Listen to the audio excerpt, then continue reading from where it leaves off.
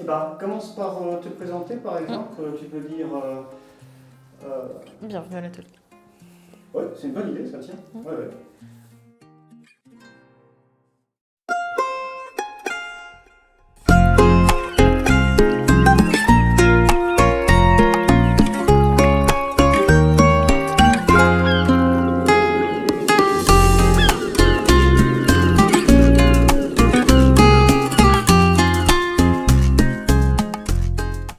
Bienvenue à l'atelier d'encadrement L'écrin des images. Je m'appelle Alma et je fais des cadres sur mesure. J'ai ouvert cet atelier le 1er juillet 2025, donc cette année, à Saint-Gilles-Croix-de-Vie. Alors l'encadrement, c'est pas seulement poser un cadre, voilà, on s'imagine peut-être 4 baguettes qui vont être assemblées. Donc ça, c'est une petite partie du travail. Mais la majeure partie du travail d'encadrement, c'est de créer des conditions optimales pour protéger une œuvre.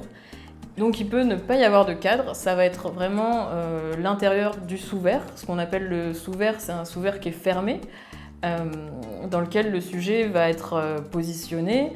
On peut encadrer tout type d'objets, des gravures, des tissus, des toiles, des photos bien sûr. Donc on peut le mettre en valeur avec une marge autour, avec différentes configurations, le haut surélevé, faire de la profondeur, les couleurs, les dimensions, les proportions qui vont pouvoir le sublimer. Donc, le cœur du métier de l'encadrement, c'est surtout 2 aspects, donc à la fois la conservation et la mise en valeur. Parce que le but, c'est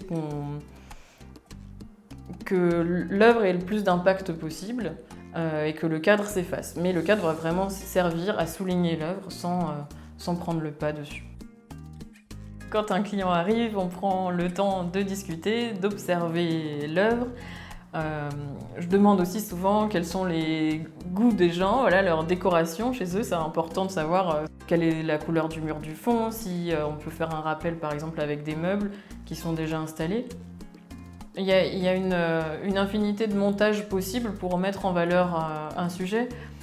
Il y a beaucoup de solutions. Donc on peut parler de l'entre-deux-verres où le sujet va être entouré en fait, d'une marge en verre, ce qui lui donne un effet beaucoup plus léger, quelque chose de flottant, d'aérien. On peut le mettre sur un fond, le rehausser d'un fond pour lui donner du relief, de la profondeur. Ajouter un biseau à l'intérieur, donc ça va être une marge avec une petite pente qui est créée à l'intérieur, donc qui peut être plus ou moins épaisse également, pour toujours la profondeur à l'intérieur du sous-verre.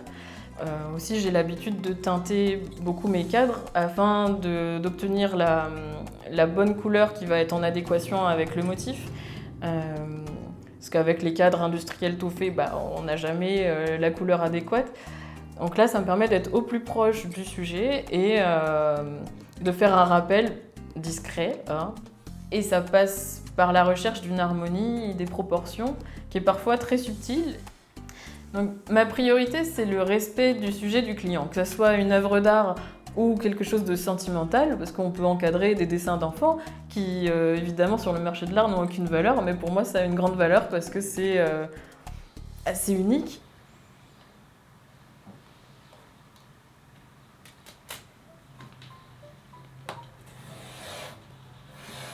Il y a un encadrement que j'affectionne particulièrement qui ne comporte pas de cadre en fait, donc c'est assez particulier. C'est ce qu'on appelle un sous-verre bordé.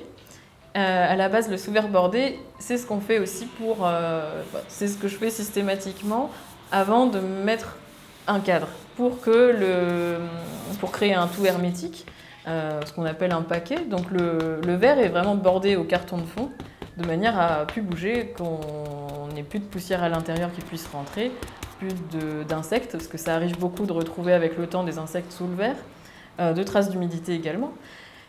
Donc on a ce paquet hermétique, et ce sous-verre bordé, il peut être aussi accroché tel quel, puisqu'on obtient un résultat très minimaliste qui crée l'effet d'un cadre très fin autour, sans qu'il y ait d'encadrement de cadre en baguette en bois. J'ai opté pour la solution du sous-verre bordé pour cette gravure qui est d'un petit format. Donc afin de ne pas l'écraser, d'avoir un cadre très fin qui est teinté pour obtenir comme un effet éteint qui va rappeler les couleurs de la gravure. Cet effet noir et blanc ombré.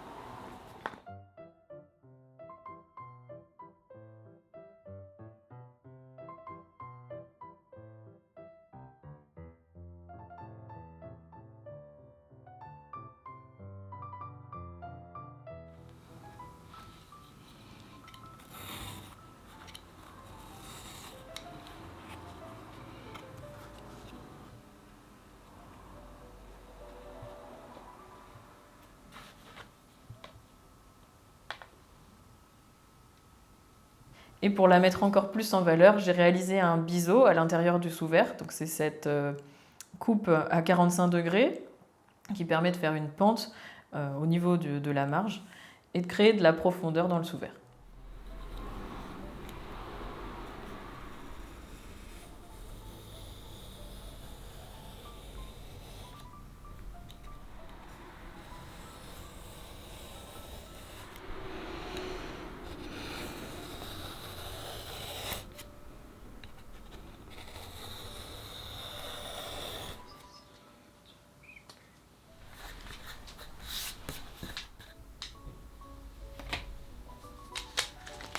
Maintenant que mon carton est ouvert en biseau, je vais venir le recouvrir à l'aide de ce ruban adhésif qui est un papier de couleur et qui va me permettre de faire quelque chose de propre.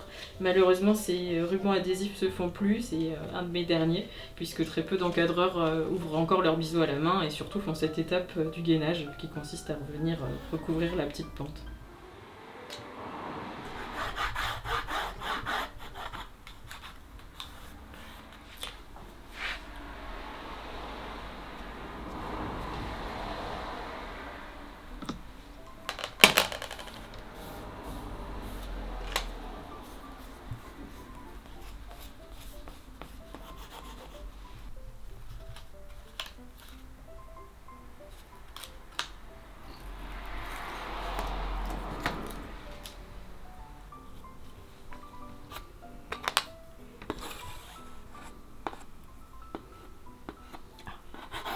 Non, il est parfait.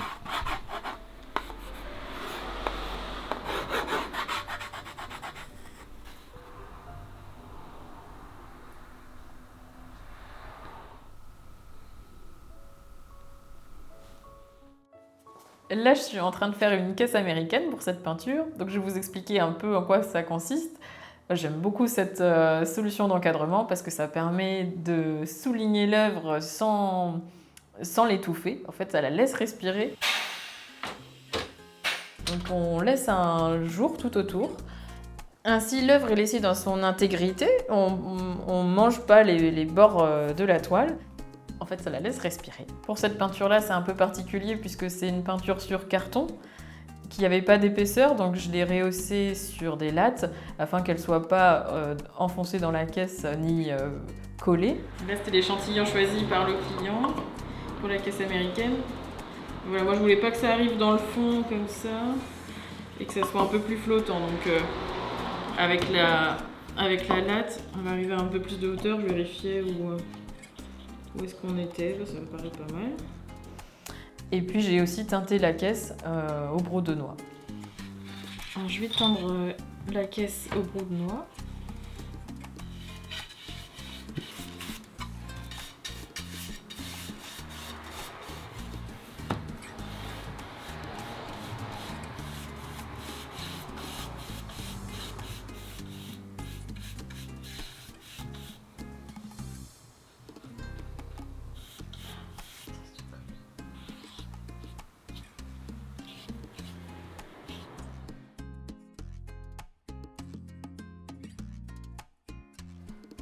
Donc est-ce que c'est l'accroche qui a pas tenu? Ouais, l'accroche qui a transpercé le carton. On a un exemple ici d'un encadrement qui s'est détérioré. Le carton, l'accroche s'est détachée, le carton s'est transpercé et a transpercé le sujet. Donc pour éviter ces phénomènes, j'interpose entre le sujet, la gravure, la peinture et le carton de fond un papier barrière. Un papier qui va opérer une protection mécanique en fait. Le choix du verre aussi va être important dans la conservation. Donc on a du verre anti-reflet, du verre anti-UV qui va protéger voilà, des rayonnements lumineux qui détériorent aussi les papiers, les couleurs, qui vont faire passer les couleurs avec le temps. Il y a une série de techniques qui permettent de respecter l'œuvre au mieux et d'intervenir le moins possible et surtout de façon réversible. Donc tout ce que je fais doit pouvoir être défait. Par exemple, c'est souvent qu'on m'apporte des anciens encadrements à refaire, où une fois qu'on les ouvre, on a des mauvaises surprises en fait, puisque les sujets peuvent être collés avec des scotch qui déchirent le papier, avec des colles fortes, agressives, qui détériorent les œuvres. Moi, j'utilise des techniques anciennes. Par exemple, tout est fait main. Je tiens beaucoup à ce que tout reste fait à la main, à l'ancienne. Donc je trouve que ça a plus de charme. Voilà, c'est important pour moi de faire perdurer ces traditions et puis ça a un sens aussi esthétique. Ça, c'est un lavis, c'est une technique ancienne.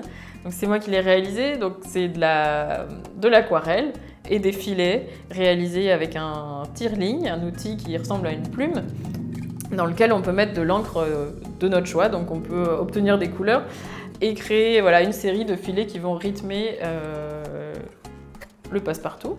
Donc les lavis, c'était surtout utilisé à l'époque pour mettre en valeur les gravures anciennes. Ça se fait plus trop maintenant puisque vous pouvez le voir, le résultat est assez chargé.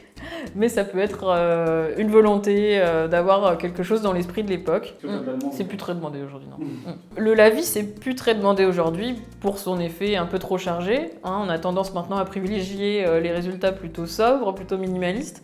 Donc ce que j'aime bien faire maintenant plutôt, c'est simplement un filet autour de la gravure ou du dessin. Donc soit là, on a un double filet avec un plus ou moins large, plus ou moins fin, ou un filet tout simple, qui peut être aussi de la couleur qu'on souhaite, et ça permet de rehausser finement le motif qu'on encadre.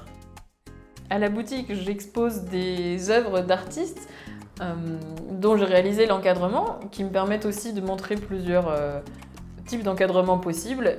Je veux dire que c'est des artistes que j'aime bien. Quand je coupe mes baguettes, je fais bien attention à avoir des coupes très précises qui sont réalisées au demi-millimètre près, afin qu'à l'assemblage, les angles se joignent parfaitement. La petite baguette en plastique qui est dedans, ça sert à rehausser le verre, de façon à ce qu'il n'écrase pas le tissu, la broderie et les fibres. Donc là, j'ai encadré une broderie d'Ouzbékistan en soie.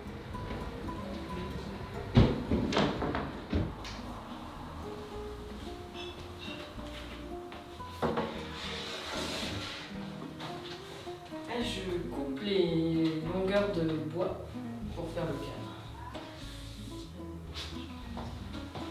Je mets des câbles.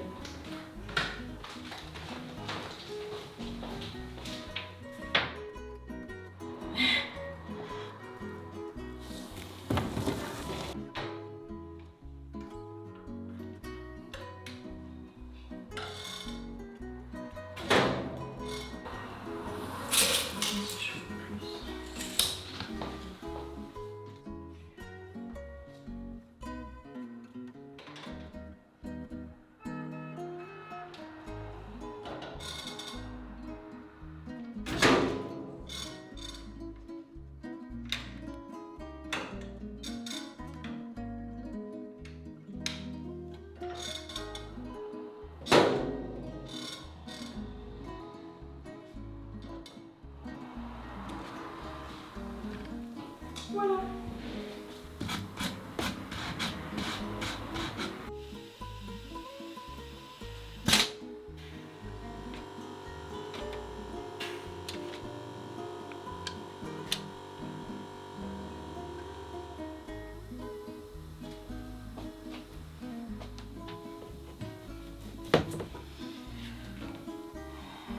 pas mal.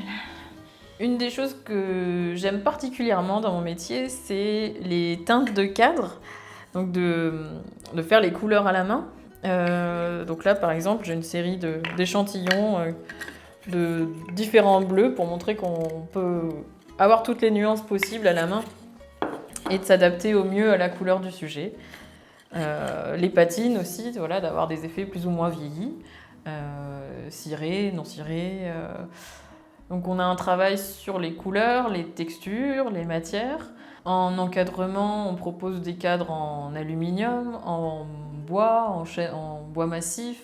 Tous les matériaux sont choisis en fonction de leur solidité et de leur qualité, ainsi que les accroches, hein, voilà, tout ce qui va permettre de fixer le cadre avec le temps. Tout ça, il faut que ça soit de très bonne qualité. Donc il y a une vraie sélection des matériaux avec lesquels je travaille du début à la fin. J'ai appelé la boutique l'écrin des images, puisque le but c'est de créer un écrin pour les œuvres, quelles qu'elles soient. Et justement, puisqu'on n'a pas que des œuvres d'art, les images, puisqu'on peut encadrer tout type d'objets et que le résultat est une image finalement, un rendu visuel. Donc voilà, l'écran des images. J'ai choisi de faire ce métier après des études d'histoire de l'art et c'est en découvrant l'atelier de relieur et d'encadreur que ça m'a donné envie puisqu'il y avait vraiment la proximité avec les images. Voilà, je parle d'images parce que ça peut vraiment être des photos, des gravures, des documents anciens. C'est vraiment pas forcément des œuvres d'art, mais d'être au contact de tous ces objets. Et de pouvoir les mettre en valeur, de leur confectionner un petit écrin pour qu'ils puissent durer dans le temps, être protégés et les mettre en valeur. J'ai toujours aimé tout ce qui était créatif et artistique. Donc là, c'est un métier qui combine tout ce que j'aimais. Et aussi l'aspect historique. Voilà, les cadres ont aussi... les cadres de style ont toute une histoire. On a des styles qui changent avec le temps. Les goûts changent. Et tout l'aspect conservation donc, qui nous ramène au patrimoine et aux valeurs traditionnelles du savoir-faire ancien. Et puis la dimension humaine dans ce métier, avec la relation avec les clients, de pouvoir discuter, pouvoir échanger. Souvent, on encadre des choses qui ont une histoire, où il y a une émotion qui est liée et on partage des souvenirs, des choses très personnelles et c'est assez émouvant. Voilà. Un exemple récent d'histoire marquante avec un encadrement, c'est celui-ci. On a encadré des croix de tribu Touareg d'une dame et sa fille qui ont vécu dans le désert avec eux. Donc elles m'ont raconté toute une série d'anecdotes passionnantes. Alors là, on a choisi un fond bleu qui rappelle les tissus utilisés par les Touaregs, donc ce bleu très profond, avec un passe-partout rehaussé afin de rattraper la hauteur des croix Touareg. Celle-ci est par exemple assez épaisse, donc il fallait créer un petit peu de profondeur. Voilà, puis avec un petit filet blanc qui permet de sublimer le tout.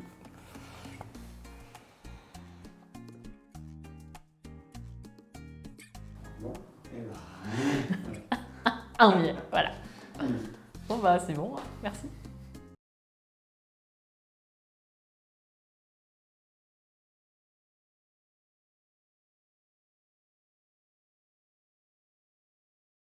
Voilà, de régler exactement le degré de la pente que j'effectue.